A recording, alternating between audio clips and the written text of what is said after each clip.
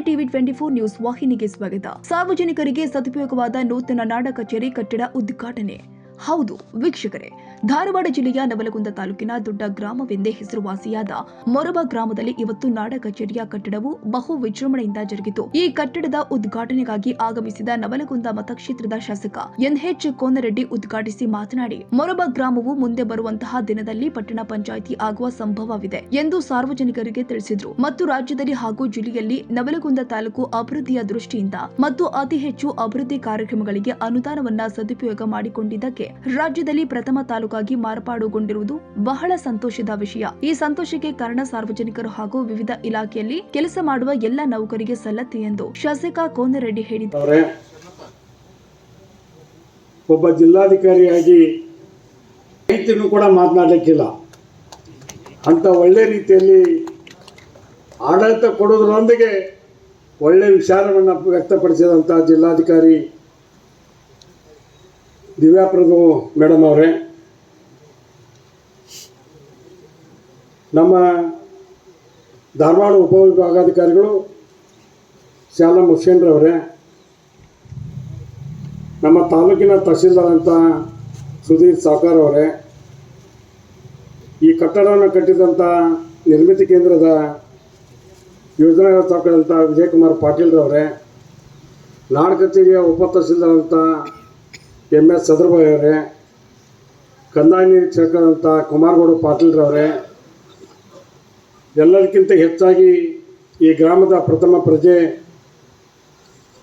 ಗ್ರಾಮ ಪಂಚಾಯತಿ ಅಧ್ಯಕ್ಷರಂತ ಪಾರ್ವತಕ್ಕ ಜಾಲ್ಯಾಳ್ರವರೇ, ಹಿಂದಿನ ಜಿಲ್ಲಾ ಪಂಚಾಯತಿಯ ಅಧ್ಯಕ್ಷ ಅಂತ ಶ್ರೀಮತಿ ವಿಜಯಲಕ್ಷ್ಮಿ ಕೆಂಪೇಗೌಡರು ಪಾಟೀಲ್ರವರೇ, ಹಿಂದಿನ ಅಧ್ಯಕ್ಷ ಅಂತ ರಾಜು ಮನಗೋಳಿ ಅವರೇ, ಮಾಂತೇಶಣ್ಣ ಅಂಚಾಳ್ರವರೇ, ಮಧು ಅವರೇ, ತಾಲೂಕ್ ಪಂಚಾಯತಿ ಯುವದಂಥ ಶ್ರೀಮತಿ ಜಾಗೀರ್ದಾರ್ ಅವರೇ, ಮನ್ವಿ ಅವರೇ, ನಮ್ಮ ಕಿಮ್ಚಿನ ನಾಮನಿರ್ದೇಶನ ಸದಸ್ಯರಂತ MS ರೋನದ್ ಅವರೇ, ಕೃಷಿಕ ಸಮಾಜದ ರಾಜ್ಯ ಪ್ರತಿನಿಧಿ ಜಿಲ್ಲಾ ಪ್ರತಿನಿಧಿಯಾದಂಥ ಶ್ರೀ ಬಸವರಾಜ್ ಗುಡೇನವರವರೇ, ನಮ್ಮ ಎಕ್ಸೈಸ್ ಇನ್ಸ್ಪೆಕ್ಟರ್ ಅಂತ ಗೀತಾ ತೆಗ್ಯಾಳ್ ಇರ್ಬೋದು, PSI ಜನಾರ್ದನ್ರವರು ಇರ್ಬೋದು, CDPO ಗಾಯತ್ರಿ ಪಾಟೀಲ್ರು ಇರ್ಬೋದು, ಮತ್ತು ನಮ್ಮ THO ಡಾಕ್ಟರ್ ಕನ್ವಾಡ್ರು ಇರ್ಬೋದು, ಎದುರಿಗಿದ್ದಂಥವ್ರು ಭಾಳ ಮಂದಿ ಹಿರಿಯರಿದ್ದಾರೆ.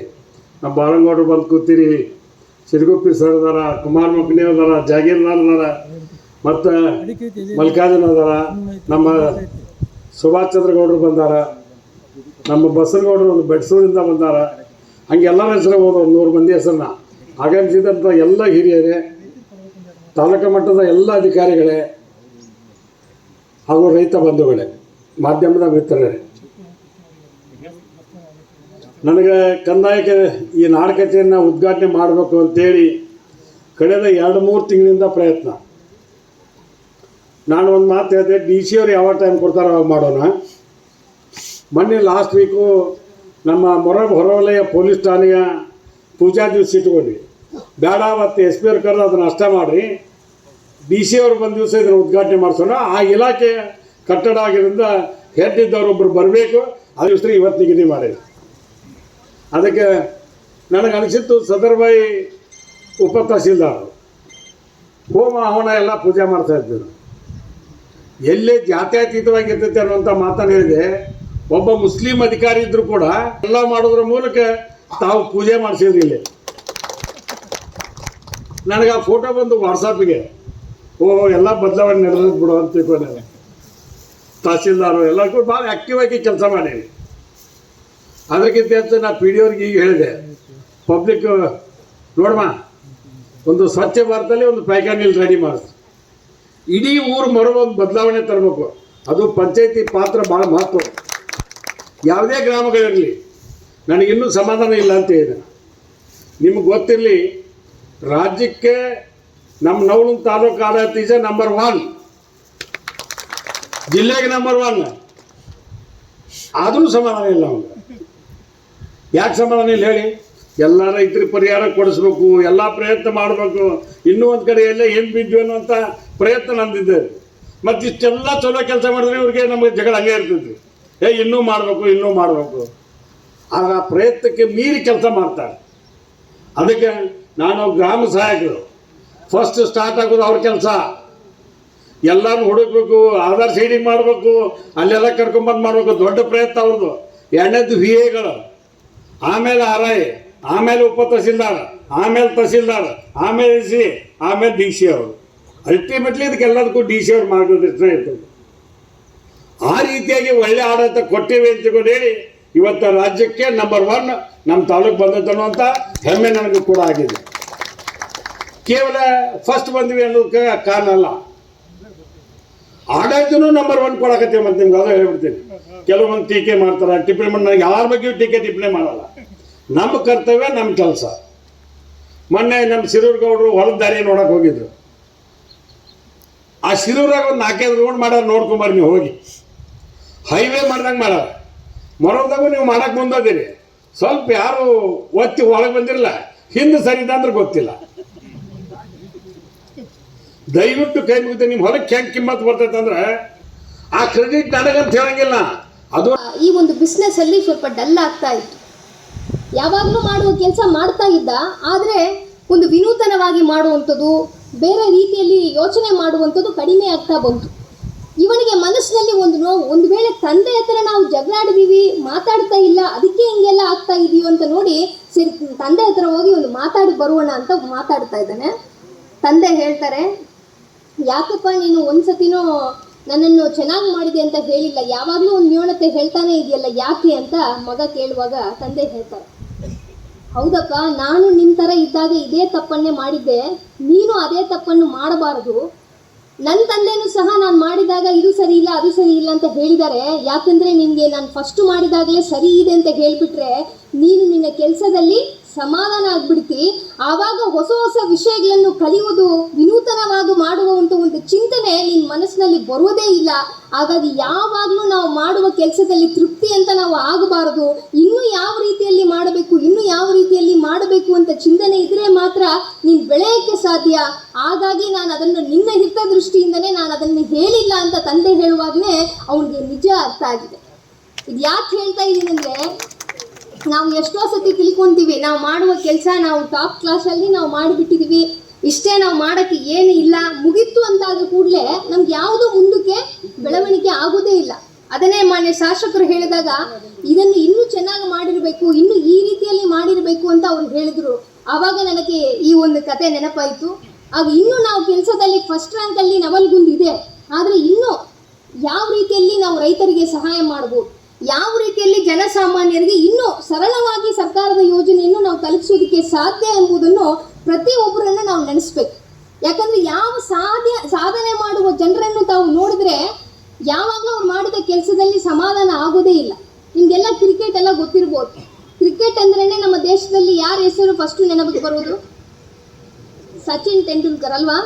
ಅವ್ನು ಚಿಕ್ಕ ಹುಡುಗ ಇದ್ದಾಗ 8 ವಯಸ್ಸು ಇದ್ದಾಗಲೇ ಕ್ರಿಕೆಟ್ ಕೋಚಿಂಗ್ ಹೋಗ್ತಾ ಇದ್ದ. ಅವ್ನು 11ನೇ ವಯಸ್ಸಿನಲ್ಲಿ ಇದ್ದಾಗ ಒಂದು ದಿವಸ ಕೋಚಿಂಗ್ಗೆ ಬಂದಿರಲಿಲ್ಲ. ಅವ್ರ ಕೋಚ್ ನಮಗೆ ಎಲ್ಲರಿಗೂ ಗೊತ್ತಿದೆ, ಆಚುರೇಕರ್ ಅಂತ. ಸೊ ಅವ್ರು ಏನು ಮಾಡಿದ್ದಾರೆ, ಅವ್ರ ಕೋಚು ಡೈಲಿ ಕೋಚಿಂಗ್ ಬರುವ ಸಂದರ್ಭದಲ್ಲಿ ಒಂದು ದಿವಸ ಅವನು ಮಿಸ್ ಮಾಡಿದ್ದಾರೆ. ಯಾಕೆಂದರೆ ದೊಡ್ಡ ಹುಡುಗರು, ಕಾಲೇಜ್ ಹುಡುಗರೆಲ್ಲ ಸೇರಿ ಹತ್ತಿರ ಇರುವ ಊರಲ್ಲಿ ಒಂದು ಕ್ರಿಕೆಟ್ ಟೂರ್ನಮೆಂಟ್, ದೊಡ್ಡ ಟೂರ್ನಮೆಂಟ್ ನಡೀತಾ ಇತ್ತು. ಅದನ್ನು ನೋಡೋಕ್ಕೆ ಸಚಿನ್ ತೆಂಡೂಲ್ಕರ್ ಅಲ್ಲಿ ಹೋದ್ರು. ಇದನ್ನು ನೋಡಿದ ಮೇಲೆ ಅವ್ರ ಕೋಚ್ ನೆಕ್ಸ್ಟ್ ಡೇ ಕೇಳ್ತಾರೆ, ಯಾಕಪ್ಪ ನಿನ್ನೆ ಬಂದಿಲ್ಲ ನೀನು ಅಂತ.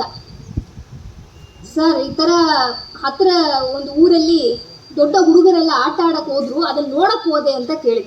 ಅದನ್ನು ಕೇಳಿದ ತಕ್ಷಣ ಕೆನೆ ಮೇಲೆ ಒಂದು ಚೆನ್ನಾಗಿ ಬಾರಿಸ್ಬಿಟ್ಟು ಹೇಳಿದ್ರು, ನೀನು ಬೇರೆಯವರು ಆಡೋದನ್ನು ನೀನು ನೋಡ್ತಾ ಇದ್ರೆ ಇಡೀ ನೀವು ನೀ ಜನ್ಮದಲ್ಲಿ ನೋಡ್ತಾನೇ ಇರಬೇಕೇ ವಿನ ನೀವು ಆಡೋಕ್ಕೆ ಆಗಲ್ಲ. ನೀನು ಆಡಬೇಕಾದ್ರೆ ನೀನು ಬಂದು ಆಡಬೇಕು, ಬೇರೆಯವ್ರ ಆಟ ಎಲ್ಲ ನೋಡಬಾರದು ಅಂತ ಹೇಳಿದ್ರು. ಇದೇ ವಿಷಯ ಯಾವಾಗ ಸಚಿನ್ ತೆಂಡೂಲ್ಕರ್ ಅವರು ಹೇಳ್ತಾರೆ ಅಂದರೆ, ಅವರೆಲ್ಲ ಆಟ ಆಡಿ ಅವರ ಕ್ರಿಕೆಟಲ್ಲಿ ಒಂದು ಪೀಕಲ್ಲಿ ಇದ್ದ ಸಂದರ್ಭದಲ್ಲಿ ಎಲ್ಲರೂ ಕೇಳ್ತಾರೆ ಮಾಧ್ಯಮದವರು, ಇಷ್ಟು ಉತ್ತುಂಗಕ್ಕೆ ಎಷ್ಟೋ ಜನ ಕ್ರಿಕೆಟ್ ಪ್ಲೇಯರ್ಸ್ ಇದ್ದಾಗ ನಿಮಗಂತ ಒಂದು ಹೆಸರನ್ನು ನೀವು ಗಳಿಸಿದ್ದು ಹೇಗೆ ಅಂತ ಕೇಳಿದಾಗ ಅವರು ಹೇಳಿದ ಮಾತು, ಇದು ನನ್ನಿಂದ ಆಗಿರುವುದಲ್ಲ, ನನ್ನ ಕ್ರಿಕೆಟ್ ಕೋಚ್ ಇದ್ದಾರಲ್ವಾ ರಮಾಕಾಂತ್ ಆಚುರೇಕರ್, ಅವರಿಂದ ಬಂದಿರುವಂಥದ್ದು. ಬಿಕಾಸ್ ನಾನು ಒಂದು ಆಟ ಇಂಡಿಯಾಗೆ ಆಗಲಿ ಇಂಟರ್ನ್ಯಾಷನಲ್ ಆಗಲಿ ಎಲ್ಲಿ ಆಡಿದ್ರೂ ಸಹ ಇದುವರೆಗೆ ಅವರು ನೀನು ಚೆನ್ನಾಗಿ ಆಡಿದೆ ಅಂತ ಒಂದು ಸತಿನೂ ನಮಗೆ ಹೇಳಿಲ್ಲ, ಇನ್ನೂ ನೀವು ಚೆನ್ನಾಗಿ ಆಡಬೇಕು ಅಂತಲೇ ಪ್ರತಿ ಸತಿನೂ ನನಗೆ ಹೇಳ್ತಾ ಇದ್ರು. ಆ ಒಂದು ಮೋಟಿವೇಶನ್, ಹೆಂಗಾದರೂ ಒಳ್ಳೆಯದಾಗಿ ಆಟ ಆಡಿ ಅವ್ರ ಮನಸ್ಸಿನಲ್ಲಿ ಒಂದು ಒಂದು ಜಾಗವನ್ನು ನಾವು ಗಳಿಸಬೇಕು ಅಂತ ಒಂದು ಉದ್ವೇಗದಿಂದನೇ ನಾನು ಇಷ್ಟು ದೂರ ಬಂದಿದ್ದೀನಿ ಅಂತ ಹೇಳುವಾಗ ನಾವು ಎಲ್ಲರೂ ಕೂಡ ಯೋಚನೆ ಮಾಡಬೇಕಾಗಿರುವ ವಿಷಯ, ನಾವು ದಿನನಿತ್ಯ ಮಾಡುವ ಕೆಲಸದಲ್ಲಿ ಜನರಿಗೋಸ್ಕರ ನಾವು ಶ್ರಮಿಸ್ತಾ ಇರಬೇಕು. ಇನ್ನೂ ಕೂಡ ಹೆಚ್ಚಿನ ಒಂದು ಶ್ರಮದಿಂದ ನಾವು ಜನರಿಗೆ ಒಂದು ಸೇವೆಯನ್ನು ಮಾಡುವ ಮನೋಭಾವನೆ ಎಲ್ಲ ಇಲಾಖೆಗೂ ಇರಬೇಕು. ಪ್ರಥಮವಾಗಿ ನಮ್ಮ ಮಾತೃ ಇಲಾಖೆಯಾದ ರೆವಿನ್ಯೂ ಡಿಪಾರ್ಟ್ಮೆಂಟ್ಗೆ, ಕಂದಾಯ ಇಲಾಖೆ ಕೂಡ ಇದ್ರೆ ಇವತ್ತು ಸಾರ್ವಜನಿಕರಿಗೆ, ರೈತರಿಗೆ. ಇದೇ ಸಂದರ್ಭದಲ್ಲಿ ವಿವಿಧ ಇಲಾಖೆಗಳಲ್ಲಿ ಅತ್ಯುತ್ತಮ ಸೇವೆ ಮಾಡಿದ ನೌಕರರನ್ನು ಕೂಡ ಸನ್ಮಾನ ಮಾಡಲಾಗಿದೆ. ಕಟ್ಟಡದ ಉದ್ಘಾಟನೆಗಾಗಿ ಆಗಮಿಸಿದ ಧಾರವಾಡ ಜಿಲ್ಲಾಧಿಕಾರಿ ಶ್ರೀಮತಿ ದಿವ್ಯಾ ಪ್ರಭು, ಧಾರವಾಡ ಉಪ ವಿಭಾಗದಾಧಿಕಾರಿ ಶ್ರೀ ಹುಸೇನ್, ನವಲಗುಂದ ತಾಲೂಕು ದಂಡಾಧಿಕಾರಿ ಶ್ರೀ ಸುಧೀರ್ ಸಾವ್ಕಾರ್, ನಾಡ ಕಚೇರಿಯ ಉಪ ತಹಸೀಲ್ದಾರ್ ಶ್ರೀ ಎಂಎಸ್ ಸದರ್ಬಾಯಿ, ನವಲಗುಂದ ತಾಲೂಕು ಕಾರ್ಯನಿರ್ವಾಹಕ ಅಧಿಕಾರಿ ಶ್ರೀಮತಿ ಭಾಗ್ಯಶ್ರೀ ಜಾಹಗೀರ್ದಾರ್, ಕಟ್ಟಡ ನಿರ್ಮಾಣ ಕೇಂದ್ರದ ಯೋಜನಾಧಿಕಾರಿಯಾದ ಶ್ರೀ ವಿಜಯ್ ಕುಮಾರ್ ಪಾಟೀಲ್, ಶಿಶು ಅಭಿವೃದ್ಧಿ ಅಧಿಕಾರಿ ಶ್ರೀಮತಿ ಗಾಯತ್ರಿ ಪಾಟೀಲ್, ನವಲಗುಂದ ತಾಲೂಕು ವೈದ್ಯಾಧಿಕಾರಿ ಎಂಎಸ್ ಕರ್ಲವಾಡ, ಮೊರಬ ಗ್ರಾಮ ಪಂಚಾಯಿತಿ ಅಧ್ಯಕ್ಷರು ಆದ ಶ್ರೀಮತಿ ಪಾರ್ವತಮ್ಮ ಜಾಲಿಹಾಳ್ ಸೇರಿ ಮತ್ತಿತರರು ಹಾಜರಿದ್ದರು. ಕನ್ನಡಿಗರ ಮೆಚ್ಚಿನ ನಿಮ್ಮ ಟಿವಿ 24 ಕನ್ನಡ ನ್ಯೂಸ್ ವಾಹಿನಿ ಇದೀಗ ಟಿವಿಯಲ್ಲಿ ಲಭ್ಯ. ಕರ್ನಾಟಕ ಮತ್ತು ದೇಶ ವಿದೇಶದ 360 ಡಿಗ್ರಿ ಸುದ್ದಿ ಹಾಗೂ ಉತ್ತರ ಕರ್ನಾಟಕ, ಬೆಳಗಾವಿ, ಬಾಗಲಕೋಟೆ, ಧಾರವಾಡ, ಹಾವೇರಿ, ಗದಗ, ಬಿಜಾಪುರ ಜಿಲ್ಲೆಯ ಕ್ಷಣ ಕ್ಷಣದ ವಿವರವನ್ನ ಪಡೆಯುವುದಕ್ಕೆ ಟಿವಿ 24 ಕನ್ನಡ ನ್ಯೂಸ್ ವಾಹಿನಿಯನ್ನ ಲೈಕ್ ಮಾಡಿ, ವಿಡಿಯೋಗಳನ್ನ ಶೇರ್ ಮಾಡಿ, ಕಮೆಂಟ್ ಮಾಡುವ ಮೂಲಕ ನಮ್ಮ ವಾಹಿನಿಗೆ ಸಹಕಾರ ನೀಡಿ ಮತ್ತು ಚಾನೆಲ್ ಅನ್ನ ಸಬ್ಸ್ಕ್ರೈಬ್ ಮಾಡಿ. Thank you.